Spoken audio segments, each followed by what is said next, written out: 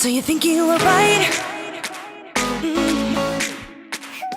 Bring it on, prove me wrong. Go put up a fight. Well, hey guys, Captain Dave Schneider. Hey, listen, I've been out here for probably 4.5 hours, guys.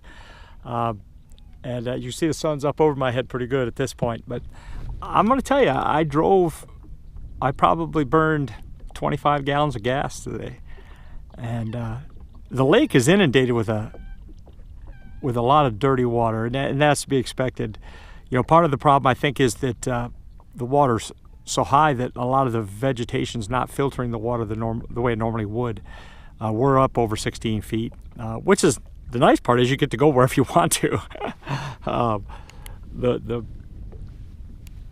The bad part is, well, I don't know if it's bad or not. It's just, it is what it is. I've never really been one to sit and complain and say, well, this is bad or that's bad, this is good or that's good. But I'm more of an this is the way it is type of guy. And what it is right now is it's always going to be a search on Lake Okeechobee for clean water. And I just found some. The first time I've come into a place and I've seen several fish busting the surface, and they're bass. I mean, I've seen dorsal fins chasing fish, so I'm very excited. There is another boat in this area, and I've watched them catch a fish.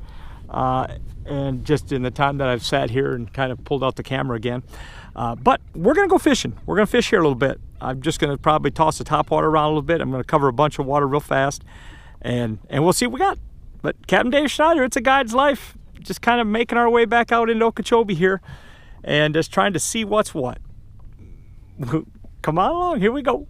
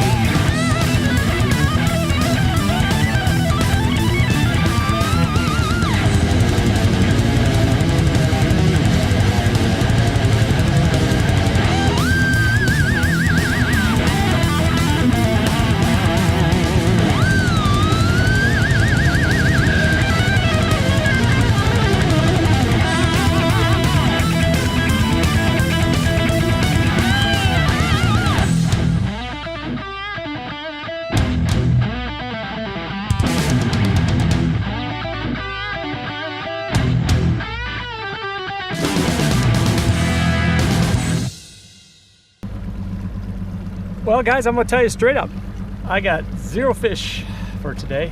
0 fish. Truth be told, I did a lot more looking and fishing, but 0 fish. I spent the entire day in. I wanted to fish hard right around Clewiston. I went up the rim ditch. I looked at a couple spots that I like to fish when the water gets up a little bit in the rim ditch. Those areas didn't, there was no bait there. I never fished in those spots because there was no bait, and that's usually the rules that I follow. If I'm fishing in the ditch, I usually need to see some bait before I'm going to pull out a rod. And I fished several spots, or I looked at several spots like that, didn't see the bait, and then ultimately I got out in the lake. I went through the shoal, or not the shoal, I went through the goalposts, looked around east and west, or west wall. Good Lord, Dave. West wall. There's a green algae-looking, pollen-y looking slime. It's not slime, that's not the right word, and it's floating. It almost looks like saltwater grass lines, you know how the grass lines float in salt water, but and it's all over the outside of east and west wall, and it's all over in the lake. I'm gonna tell you, I believe it. I'm very confident I could catch fish on shiners today. I went back into a couple of very popular shiner places for the guides, and I did see a guide in there fishing, and I did see them boat at least one. It might have been two fish while I was there. And there was some little bit cleaner water back in that area. So I'm very confident that my shiner spots are probably good. But you know, right now, listen, this is all about finding an artificial fish. This is all about getting it there and, you know, cracking the code. Well, I'm gonna go fishing again. I'm gonna be fishing tomorrow. Not sure if I'm fishing out here or where my buddy wants to fish. I'm fishing with like I said, a subscriber guest tomorrow, and he did send me a text, but I didn't respond to him yet. But anyway, I'll get you back on the water again tomorrow. Listen, this is the grind. This is what we do. This is what we do. Captain Dave Schneider, it's a guide's life. I'll see you later on. You know there's an ocean between us. Don't cry.